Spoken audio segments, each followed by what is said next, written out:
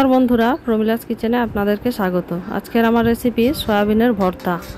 तो एटा बानानोर जन्य आमी सयाबिनके ओई 2-2.5 घंटा भिजिए रेखेछिलाम गरम जले। तारपर आमी छेके नियेछि। एरपर आमी एकटा मिक्सिंग जारेर मध्य टमेटो काँचा लंका दिए बेटे नेब। एखाने आमार सयाबिनगुलो बाटा हये गेछे, सबगुलोई बाटा हये गेछे एखाने। एरपर आमी एकटा फ्राई पैने तेल गरम करते दिए दिएछि। एरपरे एर मध्य आमी দুটো শুকনো লঙ্কা ছিঁড়ে দিয়ে দেব। এবারে এটাকে একটু নাড়াচাড়া করে আমি পেঁয়াজ কুচি করে রেখেছিলাম, পেঁয়াজ কুচিটা এর মধ্যে দিয়ে দেব। পেঁয়াজটা দেওয়ার পরে একটু নাড়াচাড়া করে নেব।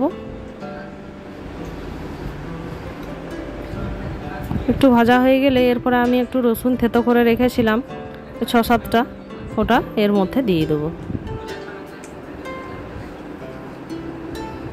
তারপরে এটাকে আবারও খুব ভালো করে নাড়াচাড়া করে নেব।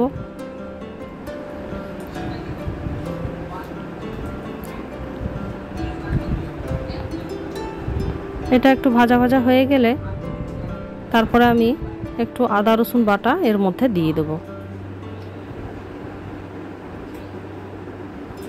আদা রসুন বাটাটা দেওয়ার পরে খুব ভালো করে আমি এটাকে কষে নেব যাতে এর কাঁচা গন্ধটা চলে যায়। এরপরে আমি যে সয়াবিনটা বেটে রেখেছিলাম এটা এর মধ্যে দিয়ে দেব সবটা, দিয়ে খুব ভালো করে এটাকে নাড়াচাড়া করে নেব।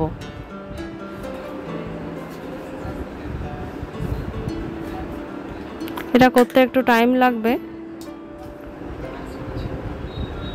এর পর্যায়ে এখানে আমি দিয়ে দিলাম পরিমাণ মতো নুন, একটু হলুদ গুঁড়ো, একটু লঙ্কা গুঁড়ো, একটু জিরে গুঁড়ো আর একটু ধনে গুঁড়ো দিয়ে আবারও খুব ভালো করে এটাকে কষে নেব।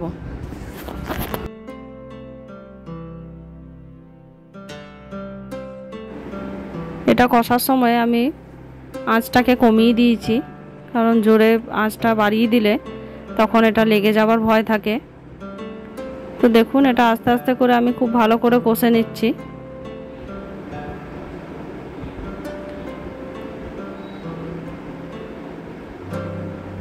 কষতে কষতে যখন এটা কমে আসবে তখন আমি এর মধ্যে সামান্য একটুখানি চিনি দিয়ে দেব।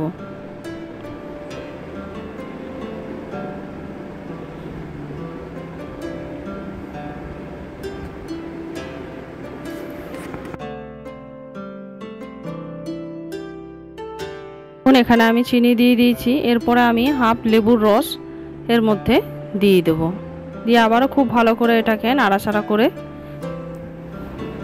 শুকনো হলে এটা আমি নামিয়ে নেব।